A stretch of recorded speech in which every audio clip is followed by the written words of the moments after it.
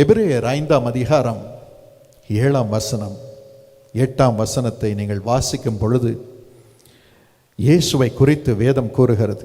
அவர் மாம்சத்தில் இருந்த நாட்களில் தம்மை மரணத்தினின்று ரட்சிக்க வல்லமை உள்ளவரை நோக்கி பலத்த சத்தத்தோடும் கண்ணீரோடும் விண்ணப்பம் பண்ணி வேண்டுதல் செய்து தமக்கு உண்டான பய பக்தியின் நிமித்தம் கேட்கப்பட்டு அவர் குமாரனாயிருந்தும் பட்ட பாடுகளினாலே கீழ்ப்படிதலை கற்றுக்கொண்டு தாம் பூர்ணரான பின்பு தமக்கு கீழ்ப்படுகிற யாவரும் நித்திய ரட்சிப்பை அடைவதற்கு காரணராகி மெல்கி சேதேக்கின் முறைமையின்படியான பிரதான ஆசாரியர் என்ற தேவனாலே நாமம் தரிக்கப்பட்டார்.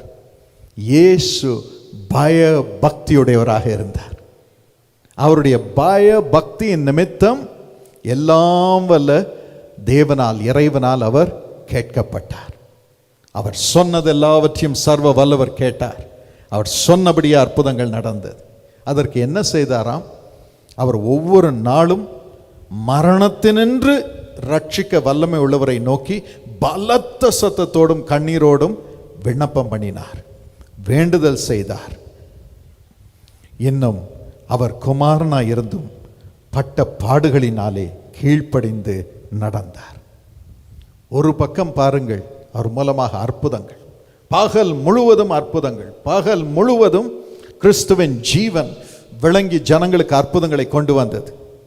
ஆனால் அதிகாலையில் அவர் கூக்குரலிட்டார், இரவெல்லாம் கூக்குரலிட்டார் தம்முடைய பிதாவை நோக்கி, ஆண்டவனே சிலுவை சுமந்து ஜனங்களுக்கு ரட்சிப்பை கொண்டு வர வேண்டும் என்று என்னை இந்த பூமிக்கு அனுப்பி இருக்கிறீர்.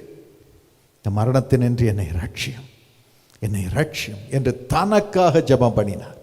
ஒரு பக்கம் மற்றவர்களுக்கு அற்புதங்களை கொண்டு வரும்படியான தேவ வார்த்தையை சொன்னார். இரவெல்லாம் அதிகாலையில் தனக்காக வேண்டிக் கொண்டார், பய பக்தியோடு, அதுவும் மிகுந்த சத்தத்தோடு, மிகுந்த சத்தத்தோடு, மிகுந்த கண்ணீரோடு, கீழ்ப்படிதலோடு, பயபக்தியின் கீழ்ப்படிதலோடு எல்லாம் வல்ல தேவனிடம் மன்றாடினார். அவர் பாடுகளின் வழியாக கடந்து சென்றபடியினால்தான் ஒவ்வொருவர் பாடுகளையும் அவர் மேற்கொண்டார். ஒவ்வொருவரையும் பாடுகளிலிருந்து விடுதலை செய்தார். அப்பொழுதுதான் அவருக்கு அந்த மனதுருக்கம் வந்தது. அவர் பாடுபட்டபடியினாலே கீழ்ப்படிதலை கற்றுக்கொண்டார். இருந்த 3.5 வருடங்களில் பாடுகள், எவ்வளோ பாடுகள். அதனாலே அவர் கீழ்ப்படிதலை கற்றுக்கொண்டார். அதனால்தான் மனது உருக்கம். அவரை போல பாடுபட்ட ஒவ்வொருவர் மீதும் மனதுருக்கம். இரவெல்லாம் பாடு, பகலெல்லாம் மனதுருக்கம். இரவெல்லாம் அழுகை, பகலெல்லாம் அற்புதங்கள். கீழ்ப்படிதல் மனதுருக்கத்தை கொண்டு வந்தது. நம்முடைய வாழ்விலும் அப்படித்தான். ஆண்டவர் அநேக முறை நம்முடைய வாழ்க்கையிலே பாடுகளை அனுமதிக்கிறார். என் தந்தையுடைய வாழ்க்கையில் ஆரம்ப நாளிலிருந்து பாடுகள், தொடர்ந்து எங்கள் அம்மாவுக்கு பாடுகள், தொடர்ந்து எனக்கு பாடுகள், அதன் பிறகு திருமணமான பிறகு என் மனைவிக்கு பாடுகள். ஆனால் ஒரு காரியம் பரிசுத்த ஆவியானவர் எனக்கு சொன்னார். இயேசு அழைக்கிறார் ஊழியத்திலே, ஊழியத்தின் மூலம் ஜனங்கள் அற்புதங்களை பெற்றுக்கொள்வதற்கு பட வேண்டிய பாடெல்லாம் முடிந்து போனது. இந்த பாடுகள் எல்லாம் பட்டு முடிந்து போனது. இனிமேல் நீங்கள் பாடுபட வேண்டிய அவசியமில்லை. பாடுபட வேண்டிய யுகம் முடிந்து போனது. இனி ஜெயிக்கும் யுகம்தான், அற்புதங்களை காணும் யுகம்தான், சுதந்திரிக்கும் யுகம்தான். ஏனென்றால் இயேசு சீக்கிரமாய் திரும்பி வருகிறார். Jesus Christ is coming soon. நீங்களும் பட வேண்டிய பாடுகள் எல்லாம் பட்டிருக்கிறீர்கள். அநேக முறை இந்த பாடுகளின் வழியாக கடந்து செல்லும் பொழுது ஏன் ஏன் ஏன் என்ற கேள்விதான் நமக்கு வருகிறது. ஆண்டவர் நம்மை அழைக்கும் பொழுது, அதன் பிறகு நம்மை சோதிக்கும் பொழுது, பாடுகளின் வழியே கடந்து செல்ல வைக்கும் பொழுது நாம் நமக்காக பாடுபடுகிறதில்லை, அவருக்காக. கிறிஸ்துவின் சரீரத்தின் பாடுகளில் குறைவானதை நீங்கள் சுமக்கிறீர்கள். உங்கள் சரீரங்களிலே சுமக்கிறீர்கள், உங்கள் குடும்பத்திலே சுமக்கிறீர்கள். அது பரிபூர்ணப்படும் பொழுது ஆண்டவர் பகல் முழுவதும் உங்களுக்கு அற்புதங்களை செய்கிறார், அற்புதங்களை செய்கிறார். இந்த நாளிலிருந்து அதை நீங்கள் காணப்போகிறீர்கள். இயேசு பாருங்கள், அவருடைய பய பக்தி நிமித்தம் கேட்கப்பட்டார். இயேசு அழைக்கிறார் ஊழியத்தில். இந்த ஊழியத்தை ஆண்டவர் கட்டி எழுப்பினதை பாடுகள் வழியாக தான். அந்த பாடுகள் வர வர அந்த பாடுகளுக்கு ஏற்ற மனதுருக்கம், அதன் பிறகு அதே பாடுகளின் வழியாக கடந்து செல்லும் மக்களுக்கு அந்த மனது உருக்கத்தினால் நிரம்பி என் தந்தை ஜெபித்த பொழுது, என் தாய் ஜெபித்த பொழுது, தொடர்ந்து நாங்கள் குடும்பமாக ஒவ்வொருவரும் ஜெபித்த பொழுது, அந்த பாடுகளின் வழியாக கடந்து செல்லும் மக்களுக்கு ஆண்டவர் அற்புதங்களை செய்வார். அவ்விதமான புது திட்டத்தை கர்த்தர் கொடுப்பார். அதன் மூலம் லட்சக்கணக்கான மக்கள் பாக்கியம் பெறுவார்கள். என் தந்தையை ஆண்டவர் 55 ரட்சித்தார். 1962 வருடத்திலே என் தந்தைக்கு ஆண்டவர் தோன்றினார், முகமாய் தோன்றினார். ஆனால் என் தந்தையை ரட்சித்த பிறகு என் தகப்பனாருக்கும் தாய்க்கும் திருமணமானது. நடந்த முதல் காரியம், எங்கள் அம்மாவுக்கு கர்ப்ப சிதைவு ஏற்பட்டது. தெருவில் நின்று பிரசங்கம் பண்ணுவார். கூட இருந்த உறவினர்கள் எல்லாரும் என் தந்தை பிரசங்கம் பண்ணுவதை விரும்பவில்லை, கேலி செய்வார்கள். உதவி செய்ய யாரும் இல்லை, தனிமையில் நின்றார். ஏளனம், குடும்பத்தில் ஒவ்வொருவராலும் ஏளனம் செய்யப்பட்டார்கள். அதன் பிறகு என் அம்மாவுக்கு கர்ப்பச்சிதைவு ஆன பொழுது இன்னும் சிரித்தார்கள், ஆறுதல் செய்ய ஒருவரும் இல்லை. அதன் பிறகு இன்னொரு குழந்தை செத்தே பிறந்தது, ஒரு ஆண் குழந்தை செத்து பிறந்தது. அதன் பிறகு வைத்தியர்கள் குழந்தையே இருக்காது என்று சொல்லிவிட்டார்கள். ஆனால் அந்த நிலைமையிலும் என் தந்தை சரியாக தெருவில் நின்று பிரசங்கம் பண்ணினார். அந்த நிலைமையில் தான் இயேசு 62 வருடத்திலே 3 வருடம் கழித்து அற்புதமாக எங்கள் அம்மாவுடைய கர்ப்பத்திலே என்னை கருவாக வைத்தார். கர்த்தர் என்னை பிறக்க வைத்தார். அதன் பிறகு ஒரே மாதத்திலே இயேசு எங்கள் அப்பாவுக்கு தோன்றினார். செப்டம்பரில் நான் பிறந்தேன். அக்டோபர் மாதம் 10ஆம் தேதி எங்கள் அப்பாவுக்கு முகமாய் தோன்றினார். என் மகனே, நீ இழந்த 2 பிள்ளைகள் அல்ல, உனக்கு லட்சக்கணக்கான பிள்ளைகளை தரப்போகிறேன். லட்சக்கணக்கான மக்களை குழந்தைகள் போல நீ சுமந்து அவர்களுக்காக நீ மன்றாட வேண்டும், அவர்களுக்காக நீ அழ வேண்டும், அவர்களை ஜீவனுக்குட்படுத்த வேண்டும். ஒருவரையாவது இழக்கக்கூடாது. அந்த கிருபை உனக்கு தருகிறேன் என்றார். ஒவ்வொருவருக்காகவும் நான் மரணத்தை ருசி பார்த்திருக்கிறேன். அதைத்தான் அப்பா எப்பொழுதும் சொல்வார். இயேசு ஒவ்வொருவருக்காகவும் மரணத்தை ருசி பார்த்திருக்கிறார். ஆகவே ஒவ்வொருடைய கண்ணீரையும் துடைப்பது உறுதி. ஒருவரையாவது கெட்டு போக விட மாட்டார். அதை ஆண்டவர் உறுதிப்படுத்தினார். ஆண்டவர் அவருக்கு தோன்றின பிறகு என் தந்தை ஆண்டவருக்கு சேவை செய்ய வேண்டும் என்று சொந்த பணத்தினால் தான் சேவை செய்வார். அப்போ மினிஸ்ட்ரி எல்லாம் ஒன்றும் கிடையாது. எங்கள் அம்மா சொல்லுவாங்க, எப்போ பர்ஸை எடுத்து பார்த்தாலும் காலியாக இருக்கும், பர்ஸை நிரப்பி வைன்னு சொல்லுவாங்க. போகிற இடத்துல ஊழியம் பண்ணிவிட்டு அங்கே இருக்கிற ஊழியர்களுக்கு காசு கொடுத்துட்டு வந்துடுவாங்க. அதன் பிறகு என் தந்தை அலுவலகத்தில் வேலை செய்தார், ஸ்டேட் பேங்கில் வேலை செய்தார். அந்த ஸ்டேட் பேங்கில் நாணயமாக உழைப்பார். அவருக்கு வரும் பாடுகள் அதிகமாக இருக்கும். கிறிஸ்தவ பிரசங்கியார் என்று கேள்வி பண்ணுவார்கள். இவர் சீட்டாட வரமாட்டார், குடிக்க வரமாட்டார் என்று கேலி பண்ணுவார்கள், தனிமையில் பிரித்து வைப்பார்கள். ஆனால் எவ்வளவு தூரம் கேலி பண்ணுவார்களோ அவ்வளவு தூரம் உழைப்பார். சரியாக சனிக்கிழமை ராத்திரி வந்து சொல்லுவார்கள், நீ தான் இந்த புக்ஸ் எல்லாம் பேலன்ஸ் பண்ணணும், மண்டே மார்னிங் பேலன்ஸ் பண்ணி முடிக்கணும். ஏன்னா அவங்களுக்கு தெரியும் ஞாயிற்றுக்கிழமை காலையில் இவர் கோயிலுக்கு போவார், இவர் பிரசங்கம் பண்ணுவார். கரெக்டாக சொல்லுவார். அடுத்த நாள் பிரசங்கம் இருக்கும். ஆனால் என் தந்தை சொல்லுவார், சந்தோஷமாக செய்கிறேன் சார். முடியாதுன்னு சொல்லுவார், வீணாக வம்பு பண்ணலாம், கான்ஃபிடென்ஷியல் ரிப்போர்ட்டில் தப்பாக எழுதி வைக்கலாம் என்று நினைப்பார்கள். ஆனால் அவரோ சொல்லுவார், ஆண்டவருக்கு தெரியும், தன் வேலையில் ஜாக்கிரதையாக இருக்கிறவனை நீ கண்டால் அவன் நீசருக்கு முன்பாக நில்லாமல் ராஜாக்களுக்கு முன்பதாக நிற்பான். ஹல்லேலூயா. எங்க அப்பா சொல்லுவார், ஆண்டவருக்கு தெரியும் நான் வேலை செய்யட்டும். அவர் கொடுத்த வேலை இது, இயேசு கொடுத்த வேலை. அதை கனம் பண்ணினார், அதை கனம் பண்ணினார். கர்த்தர் கொடுக்கும் ஒவ்வொன்றையும் நாம் கனம் பண்ண வேண்டும். ஒவ்வொன்றையும் ரட்சிப்பை கனம் பண்ணுகிறோம், நமக்கு முன் வரும் ஆத்துமாக்களை கனம் பண்ணுகிறோம், கர்த்தரை கனம் பண்ணுகிறோம், நம் வேலையை கனம் பண்ண வேண்டும். அதை கனம் பண்ண வேண்டும், கனம் பண்ணி உழைக்க வேண்டும்.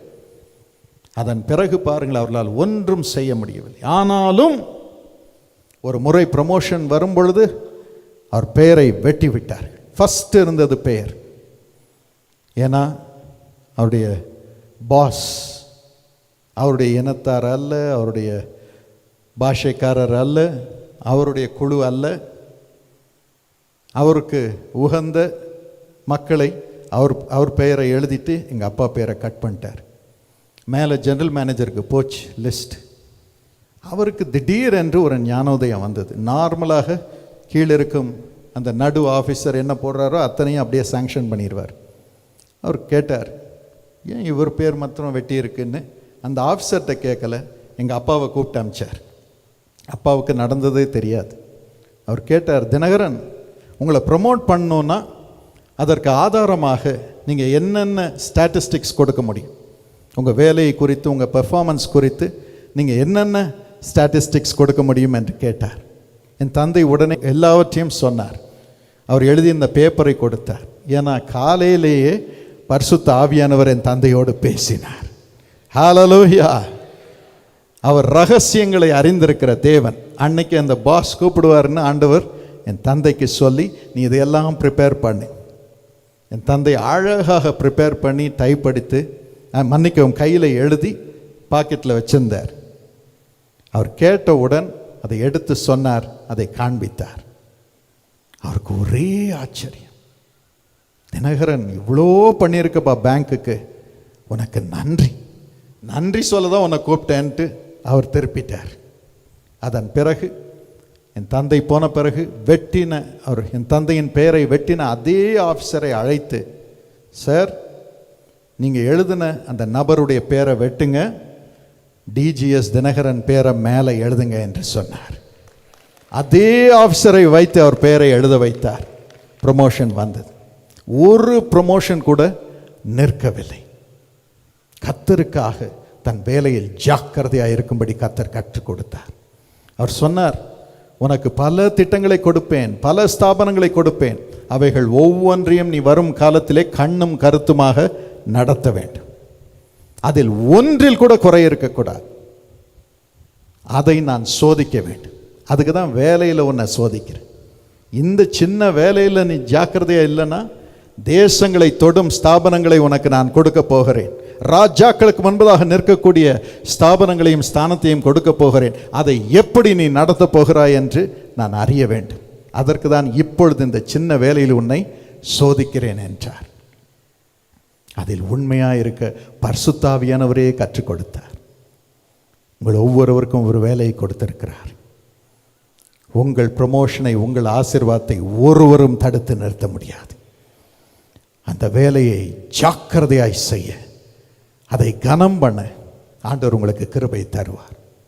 இந்நாட்களில் வாலிபர்கள் வேலை கிடைக்கும், ஒரே சந்தோஷம். அதன் பிறகு சொல்லுவார்கள், அங்கிள், ஒரு மாதம் வேலை செஞ்சு இந்த வேலை எனக்கு பிடிக்கல அங்கிள், நான் ஐஏஎஸ் அதிகாரியாக போயிடலான் இருக்கிறேன். ஐஏஎஸ் அதிகாரியா ஆண்டவர் வாசலை திறக்கல்னா வருமா? அவ்வளோ ஈஸியாக? பெற்றோருக்கு தான் பாடு. நல்ல ஐடி வேலை இருக்கும், எனக்கு பிடிக்கல அங்கிள், நீங்கள் என்ன சொல்கிறீங்க, நீங்கள் ஜோமணி சொல்லுங்க என்று இப்படி தான் சொல்லுவார்கள். நான் சொல்லுவேன், கர்த்தர் கொடுத்த வேலையை பயபக்தியோடு செய். போராட்டம் வரதான் செய்யும், அது மூலமாக தான் கர்த்தருடைய வல்லமை விளங்கும். உன்னை ஆண்டவர் உயர்த்துவார். தன் வேலையில் ஜாக்கிரதையாக இருக்கிறவனை நீ கண்டால் நீசருக்கு முன்பாக நில்லாமல் ராஜாக்களுக்கு முன்பதாக நிற்பான். ஆண்டவர் அந்த காரியத்தை கற்றுக் கொடுத்தார்.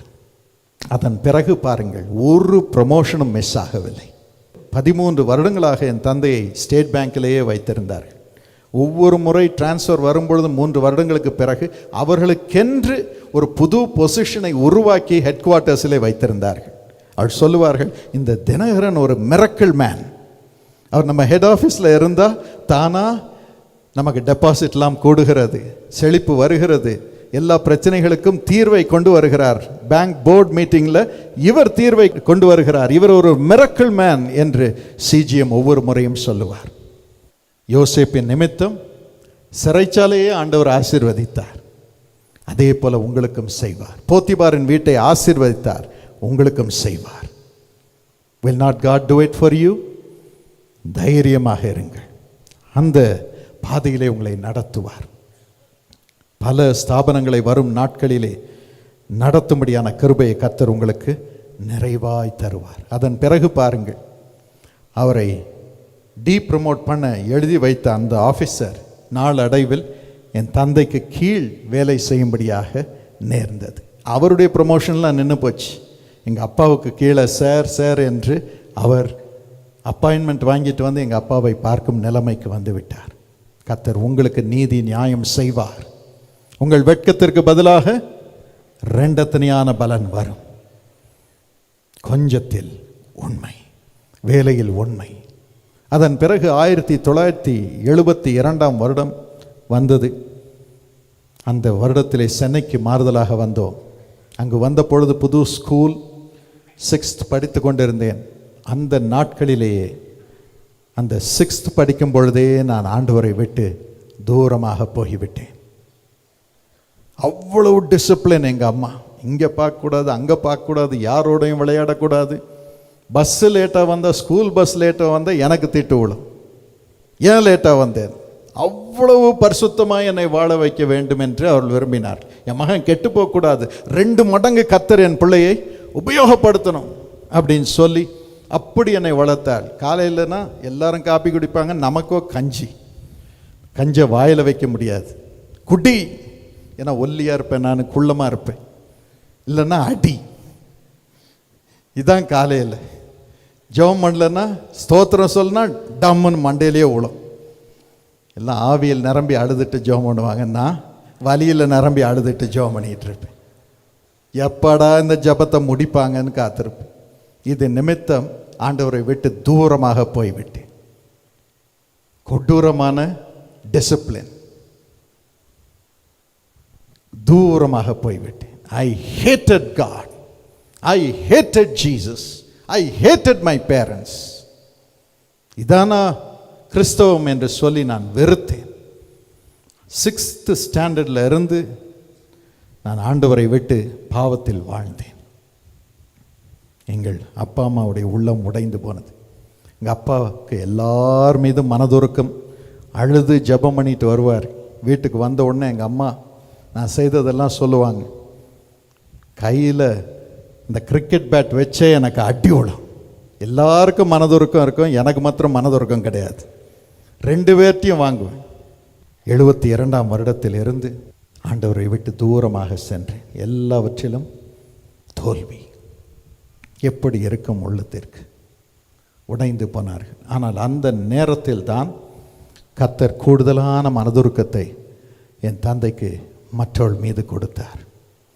புது புது புது திட்டங்களை கொடுத்தார். அப்போ தான் இயேசு அழைக்கிறார் ஊழியம் ட்ரஸ்டாக ஸ்தாபிக்கப்பட்டது. அதே வருடத்தில் கர்த்தர் சொன்னார், இயேசு அழைக்கிறாருக்கு ஒரு பெயர் வேண்டும், உன் சேவைக்கு ஒரு பெயர் வேண்டும், அதை இயேசு அழைக்கிறார் என்று வை, ஜீசஸ் கால்ஸ் என்று வை என்று பெயர் கொடுத்தார். அதை ஸ்தாபித்தோம். அதன் பிறகு பொது கூட்டங்கள் ஆரம்பமானது. ஆயிரக்கணக்கான மக்கள் கூட்டத்திற்கு வர ஆரம்பித்தார்கள். அதன் பிறகுதான் எல்பி ரெக்கார்ட்ஸ், என் தந்தையுடைய பாடல்கள் எல்லாம் வெளியே வர ஆரம்பித்தது முதல் முறையாக. அதன் பிறகு பாருங்கள், எல்லா ஆலயத்திலும் என் தந்தையுடைய பாடல் போடப்படும். காலையில் 5 மணிக்கு எல்லா ஆலயத்திலும் போடப்படும். அவ்விதமாக கர்த்தர் ஊழியத்தை ஆசீர்வதித்தார், பாடல்களை ஆசீர்வதித்தார். அதன் பிறகுதான் ரேடியோ திறந்தது. SLBC, ஸ்ரீலங்கா பிராட்காஸ்டிங் கார்பரேஷன், ஃபீபா ரேடியோ ஆரம்பமானதா. இந்த ரேடியோ மூலமாக தொடப்பட்டவர்கள் லட்சக்கணக்கான மக்கள். சில வேளைகளில் ஞாயிற்றுக்கிழமையில் அந்த நிகழ்ச்சி வரும். SLBC, ஸ்ரீலங்கா பிராட்காஸ்டிங் கார்பரேஷனில் மாலை 5:30 மணிக்கு டீ கடையெல்லாம் தெருவிலே நிரம்பிவிடும். அந்த இயேசு அழைக்கிறார்னு அப்பா பாடுற பாடல் ரோட்டில் எல்லா சைக்கிளையும் நிறுத்திவிடும். அப்போல்லாம் மோட்டர் பைக்கெலாம் கிடையாது, சைக்கிள் தான். எல்லாரும் வந்து நிறுத்தி இந்த டீ கடையில் அரை மணி நேரம் இயேசுவின் வார்த்தையை கேட்டுவிட்டு அதன் பிறகு தான் செல்வார். எல்லா வீட்டு ரேடியோவிலும் அது ஒலிக்கும், இயேசு அழைக்கிறார், இயேசு அழைக்கிறார், இயேசு அழைக்கிறார் என்ற பாடல். கர்த்தர் ஊழியத்தை விரிவுபடுத்தினார். அதன் பிறகு கூட்டங்களை ஃபில்ம் பண்ணு என்று சொன்னார். முதல் முறையாக 16 mm, அப்போல்லாம் 16 mm என்பது ஒரு ஃபில்ம் ஃபார்மேட், அதில் படம் எடுத்தோம். எத்தனையோ லட்சம் ரூபாய் செலவு, கடன் வாங்கி. ஊழியத்திலே பணமெல்லாம் கிடையாது, கடன் வாங்கி எங்கள் அப்பா அதை செய்தார். எப்படியாவது இந்த ஃபில்ம் மூலமாக ஆண்டவருடைய வல்லமை வார்த்தை ஜனங்களுக்கு செல்ல வேண்டும் என்று சொல்லி media ministry of Jesus calls was born. இந்தியாவில் யாரும் செய்திராத காரியம். ஆண்டவர் இந்த வேளையில் தான் என் தந்தைக்கு சொன்னார், 1980 வருடத்திலே, என் மகனே, நீ தனிமையாக இதை செய்ய முடியாது. உன்னை போல பாரமுடைய மக்களை நீ எழுப்பு, அவர்களை பயிற்றுவி, இன்ஸ்டிடியூட் ஆஃப் இவாஞ்சலிசம் என்று நடத்து. எல்லாம் வேலைக்கு போய்விட்டு மாலையில் வந்து படிக்கட்டும். 15 நாட்கள் இருந்தது அந்த கோர்ஸ். முதல் கோர்ஸை இன்ட்ரடியூஸ் பண்ணினார். ஆண்டவர் சொன்னார், நீ அந்த பாடங்களையெல்லாம் அவர்களுக்கு கற்றுக் கொடுத்து, நான் உன்னை நடத்தி சென்ற பாதைகளில் அவர்களையும் நடத்தி அதை கற்றுக் கொடுத்து, பரலோக அனுபவங்களை குறித்து அவர்களோடு பேசி, மட்டுமல்லாமல் உன் வாழ்க்கையில் நீ கடந்து சென்ற தோல்விகளையெல்லாம் அவர்களுக்கு சொல்லு என்று சொன்னார். Tell them all your failures. அதன் பிறகு அவர்கள் மீது நீ கைகளை வைக்கும் பொழுது உன் மீது இருக்கும் அந்த கிருபையை அவர்கள் மீது நான் வைப்பேன் என்றார். அந்த முதல் இன்ஸ்டிடியூட் ஆஃப் பவர் மினிஸ்ட்ரி ஆரம்பமானது. அப்பொழுது நான் பாவத்தில் இருந்தேன். அப்பொழுது என் தாய், தந்தை, தாத்தா வற்புறுத்தி என்னை கொண்டு வந்து அங்கே உட்கார வைத்தார்கள். 3 பேரும் ஜெபம் பண்ணிட்டு இருப்பாங்க. கர்த்தர் ஒரு நாள் இரவு அந்த இன்ஸ்டிடியூட் ஆஃப் பவர் மினிஸ்ட்ரியில் என்னை சந்தித்தார். கர்த்தருடைய கரம் என் மீது இறங்கியது. குழந்தை போல அழுதேன், குழந்தை போல அழுதேன், தரையிலே விழுந்து அழுதேன். ஆண்டவரே, you want to make me a somebody, but I have become a nobody. என்னை இந்த உலகத்தில் யாவரும் அங்கீகரிக்கத்தக்கதான ஒரு மனுஷனாக மாற்றுவேன் என்று நீர் சொன்னீரே, ஆனால் நான் ஒன்றுமில்லாத மனிதனாக வந்துவிட்டேன். என்னை காப்பாற்று. உள்ளத்தில் பயம், திகில், தலையிலே வலி, பாடங்களிலே தோல்வி, எல்லாவற்றிலும் இழப்பாய் இருக்கிறேனே. உம்மை குறித்து பயம், என் பெற்றோரை குறித்து பயம், எனக்கு நிம்மதியே இல்லையே, என்னை காப்பாற்றும் என்று அழுதேன். இயேசுவின் கரம் என் மீது இறங்கியது. அன்று இரவு என்னை புது மனுஷனாக ஆண்டவர் மாற்றினார். பழையவைகள் எல்லாம் ஒழிந்து போயின. அன்றோடு எல்லா பாவ பழக்கங்களும் அன்றோடு மறைந்தது. கர்த்தர் என்னை புது மனுஷனாக மாற்றினார். எங்கள் அம்மாவை கட்டி பிடித்து முத்தம் கொடுத்தேன். எங்கள் அப்பாவை கட்டி பிடித்து காலில் விழுந்து மன்னிப்பு கேட்டு முத்தம் கொடுத்தேன். என் தாத்தாவை அரவணைத்து கொண்டேன். அதன் பிறகு சிநேகிதர்களாக மாறினார்கள். அதுக்கப்புறம் அடியே கிடையாது, ஒரே அரவணைப்பும் முத்தமும் தான். எப்படி காரியம் மாறிவிட்டது பாருங்க. Thank you wonderful holy spirit, we give you all the glory. இன்னும் நான் இயேசுவை போல பரிபூர்ணப்பட வேண்டும் என்று நான் வாஞ்சித்து துடிக்கிறேன். I long to be like Jesus. ஆனால் கர்த்தர் கொடுப்பதில் உண்மை, கொஞ்சத்தில் உண்மை. அப்படியே ஆண்டவர் என்னை ஊழியத்திற்குள் கொண்டு வந்தார். எங்கள் அப்பா கொண்டு வரவில்லை, இயேசுதான் கொண்டு வந்தார். எங்கள் அப்பா கொண்டு வந்து நிறுத்தி இருந்தாலும் என்னால் நிற்க முடியாது. ராஜாக்களுக்கு முன்பதாக நிற்க முடியுமா? பிரைம் மினிஸ்டர் முன்பதாக தீர்க்க தரிசனம் உரைக்க முடியுமா? தேசங்களை குறித்து தீர்க்க தரிசனம் உரைக்க முடியுமா? No, it's Jesus. உங்களையும் அப்படி உயர்த்துவார். யார் என்ன கேலி பண்ணினாலும் பரவாயில்லை, இயேசுவுக்கு பயபக்தியோடு கீழ்ப்படிவோம். கர்த்தர் உங்கள் மூலமாக அவருடைய பிள்ளைகளாக அநேகரை எழுப்ப போகிறார். அவருடைய வல்லமை விளங்க போகிறது. ஆண்டவரை ஸ்தோத்திரிப்போமா? இயேசு இங்கே இருக்கிறார். Jesus Christ is here. The Almighty God is here. அவரை நம்புகிற அத்தனை பேர் மீதும் கர்த்தருடைய கிருபை இறங்குகிறது. ஒருவன் மீதும் குற்றம் சுமராது. கிருபை பெருகுகிறது. கர்த்தரை நம்புகிறவனோ செழிப்பான். அந்த கிருபை கர்த்தர் ஒவ்வொருவர் மீதும் இப்பொழுது அனுப்பி கொண்டிருக்கிறார். தீர்க்காயுசை கொடுக்கிறார். சிலருக்கு மரண பயம் உங்களை வாட்டுகிறது. கர்த்தருடைய கரம் உங்கள் மீது இறங்குகிறது. எனக்கு நீ சாட்சியாக இன்னும் நீ வாழ வேண்டும் என்று ஆண்டவர் சொல்லுகிறார். திமோத்தி, கர்த்தர் உங்களை அழைத்து இந்த ஆசீர்வாதத்தை உங்கள் மீது வைக்கிறார். அவருக்கு நன்றி சொல்லுங்கள், அவருக்கு நன்றி சொல்லுங்கள், அவருக்கு நன்றி சொல்லுங்கள். அவருடைய மகிமை ஒவ்வொருவர் மீதும் இறங்கி கொண்டு இருக்கிறது. எல்லா ஆசீர்வாதங்களையும் திருடின பிசாசுகளை கர்த்தர் இப்பொழுது துரத்துகிறார். கர்த்தர் இப்பொழுது துரத்துகிறார். ஆசீர்வாதங்களை திருடின பிசாசுகளை கர்த்தர் இப்பொழுது துரத்துகிறார். அவருடைய மகிமை ஒவ்வொருவர் மீதும் இப்பொழுது இறங்குகிறது. எல்லா பிசாசுகளையும் துரத்துகிறார். பிசாசின் மக்களை துரத்துகிறார். பிசாசின் மந்திர சக்திகளின் வல்லமைகளை உடைத்து போடுகிறார். அவருடைய ஜீவன் இறங்கி கொண்டிருக்கிறது. அவருடைய மகிமை இறங்கி கொண்டிருக்கிறது. எல்லா அந்தகார சக்திகளின் வல்லமைகளும் மறைகிறது. வீட்டில் இருக்கும் சாபங்கள் ஒழிகிறது. ஆண்டவருக்கு நன்றி சொல்லுங்கள். இயேசுவின் நாமத்தில் ஒவ்வொருவரும் விடுதலை ஆகட்டும் என்று நான் கட்டளை இடுகிறேன். ஒவ்வொருவரும் விடுதலை ஆகட்டும் அப்பா. ஒவ்வொருவரும் மகிழ்ச்சியை அனுபவிக்கட்டும் சுவாமி. மகிழ்ச்சியை அனுபவிக்கட்டும் சுவாமி. மகிழ்ச்சியை அனுபவிக்கட்டும் சுவாமி. ஒவ்வொருவருக்குள்ளும் அந்த மகிமை இறங்குவதாக, இறங்குவதாக, இறங்குவதாக, இறங்குவதாக. எல்லா அந்தகார சக்திகளின் வல்லமைகளும் பிசாசின் ஆவிகளும் ஒவ்வொருவரையும் விட்டு வெளியே அகலும்படி கட்டளையிடுகிறேன். ஒரு தீங்கும் இனி அவர்களை தொடக்கூடாது, தொடக்கூடாது, தொடக்கூடாது, தொடக்கூடாது. ஏசப்பா, நோயினால் பாதிக்கப்பட்ட ஒவ்வொருவரையும் தொட்டு சுகமாக்க சாமி, சுகமாக்கும். இப்பொழுது மார்பிலே கை வைத்துக் கொள்ளுங்கள். இயேசுப்பா உங்களை சுகமாக்குகிறார். அவருடைய ஜீவன் இறங்குகிறது, ஜீவன் இறங்குகிறது. Right now God is filling you with his mighty grace, mighty grace, mighty grace. ஒவ்வொருவரையும் விடுதலை ஆக்குகிறார். ஆண்டவருக்கு நன்றி சொல்லுங்கள். ஒவ்வொருவர் பலவீனம் இப்பொழுது மறைகிறது. ஒவ்வொருவர் பலவீனமும் மறைகிறது. கிறிஸ்துவின் ஜீவன் ஒவ்வொருவருக்குள்ளும் இறங்குகிறது. அவருடைய மகிமை இறங்குகிறது. Right now வாயை திறந்து இயேசுப்பாவுக்கு நன்றி சொல்லுங்கள். புது உறுப்புகள் உருவாகிறது. புது ஜீவன் இறங்குகிறது. Yes Lord, உச்சன் தலையிலிருந்து உள்ளம் கால் வரைக்கும் ஒவ்வொருவரையும் சுகமாக்கும் இயேசுப்பா. ஒவ்வொருவரையும் சுகமாக்கும். புது உறுப்புகள் இப்பொழுது உருவாவதாக. இயேசுவின் நாமத்தில் உருவாவதாக, உருவாவதாக, உருவாவதாக. அத்தனை பேரும் சுகம் அடையட்டும் இயேசுப்பா. புது ஜீவனால் நிரம்பட்டும் இயேசுப்பா. இன்று இரவு முதல் நன்றாக தூங்கட்டும், நன்றாக சாப்பிடட்டும், ஆரோக்கியமாய் இருக்கட்டும். அவள் சுகத்தை அனுபவிக்கட்டும் சுவாமி, அனுபவிக்கட்டும், அனுபவிக்கட்டும். உச்சம் தலையிலிருந்து உள்ளங்கால் வரைக்கும் நல்ல சுகத்தை அனுபவிக்கட்டும். இந்த அருளை நீ தருவதற்காக நன்றி இயேசுப்பா, நன்றி இயேசுப்பா. எல்லாரும் ஆண்டவருக்கு நன்றி சொல்லுங்கள். இயேசுப்பா தடவி கொடுத்து சுகமாக்கி கொண்டிருக்கிறார். அவருடைய ஜீவன் இறங்கி கொண்டிருக்கிறது. அவருடைய ஜீவன் இறங்கி கொண்டிருக்கிறது. ஒவ்வொருவருக்கும் புது ஆவி, புது ஜீவன், புது பலன், புது சுகம், புது மகிமை இறங்குகிறது. புது பலன் இறங்குகிறது. இயேசுப்பாவுக்கு நன்றி, நன்றி, நன்றி, நன்றி, நன்றி, நன்றி இயேசுப்பா, நன்றி. பழையவைகள் ஒளிந்து போயின, எல்லாம் புதிதாயின. எல்லா உறுப்புகளும் புதிதாயின, எல்லா வாழ்க்கையும் புதிதாயின.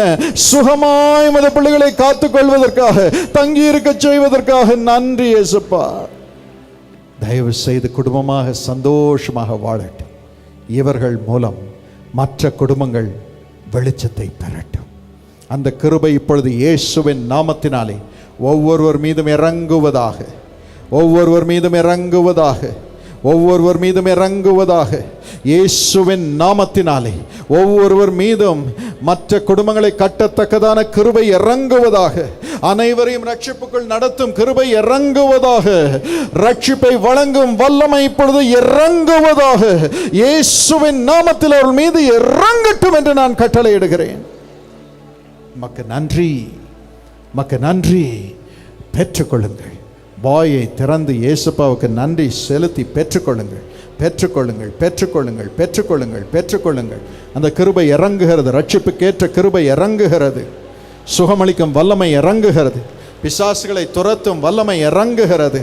பரிசுத்தமான ஆவி உங்களுக்குள் இறங்குகிறார், இறங்குகிறார், இறங்குகிறார், இறங்குகிறார். வாயை திறந்து, உள்ளத்தை திறந்து இயேசுப்பாவுக்கு நன்றி சொல்லுங்கள். இயேசுப்பாவுக்கு நன்றி சொல்லுங்கள். அவர் மகிமை இறங்குகிறது, கிறிஸ்துவின் ஜீவன் இறங்குகிறது, மன மகிழ்ச்சியின் ஆவி இறங்குகிறது. மகிமை மகிமை மகிமை மகிமை மகிமை அத்தனை பேரையும் நிரப்புவதற்காக நன்றி இயேசுப்பா, நன்றி இயேசுப்பா. மகிமைக்குரியவர்களாக ஒவ்வொருவரையும் மாற்றுவதற்காக நன்றி, நன்றி, நன்றி இயேசுப்பா, நன்றி. இன்றோடு சுவாமி ஒரு கட்டுகளும் அவர்களை தொந்தரவு செய்யக்கூடாது, ஒரு தீங்கும் தொந்தரவு செய்யக்கூடாது. விடுதலை. நன்றி இயேசுப்பா, கோடா கோடி நன்றி. பண கஷ்டம் எங்கள் வாழ்க்கையை விட்டு, குடும்பத்தை விட்டு நீர் தூக்கி எறிந்து விட்டீரப்பா. தயவாக இன்று உமது பிள்ளைகளை கடனில் இருந்து விடுவியும் அப்பா, பண கஷ்டத்தில் இருந்து விடுவியும் ஏசப்பா. அவர்கள் ஆசீர்வதிக்கும் பொழுது அந்த ஜனங்கள் எல்லாம் செழிப்பினால் நிரம்பட்டும் ஏசப்பா. இவர்களும் விடுதலை ஆகட்டும். யார் யாருக்கு ஜெபிக்கிறார்களோ அந்த ஜனங்கள் எல்லாம் வேலை பெறட்டும் ராஜா. உமது பிள்ளைகளுக்கு வேலையை தாரும். யாருக்கு ஜெபிக்கிறார்களோ வேலை வரட்டும், குழந்தை உருவாகட்டும், குடும்பம் கட்டப்படட்டும், வீடு கட்டப்படட்டும். சுவாமி, இந்த அருளை உமது பிள்ளைகள் மீது வைக்கிறோம், வைக்கிறோம். நீர் இந்த அருளை தருவதற்காக நன்றி இயேசுப்பா. இனி பண பிரச்சனையே இருக்க போவதில்லை. கர்த்தருடைய ஆசீர்வாதமே ஐஸ்வர்யத்தை தரும். அதனோடே அவர் வேதனையை கூட்டார். இந்த கிருபைக்காக நன்றி இயேசுப்பா என்று சொல்லுவோமா.